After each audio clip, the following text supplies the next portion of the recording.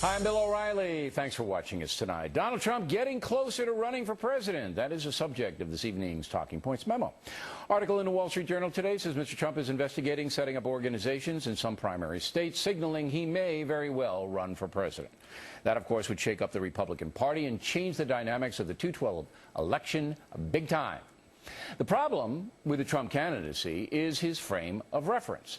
A few weeks ago, we had a very lively conversation with the real estate baron who said flat out he'd slap a 25% tariff on Chinese goods if the Chinese didn't stop manipulating their currency. That would lead to a trade war.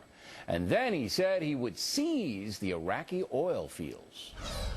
Iran, 2 minutes after we leave, Iran is going to come in and take over the oil. But what do you do about it? You stay and protect the oil, and you take the oil. We go in. We take over the second largest oil fields, and we stay. So I don't want to take over the Iraqi oil. Well, I'm not going to hand it back to Iran. That I can tell.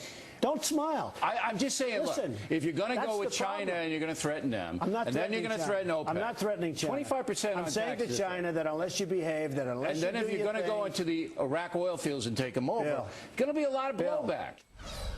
Now, just think about that. If the USA actually did seize the Iraqi oil fields, no one in the world would support us. No one.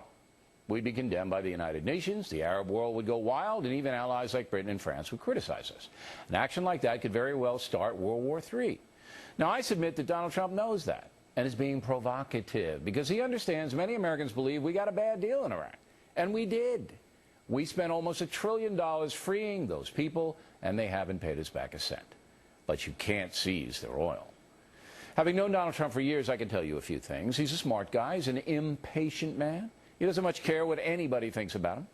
He thinks most politicians are buffoons, phonies, incompetent in the extreme. In the primary debates, Donald Trump would steal the show and little would be off the table.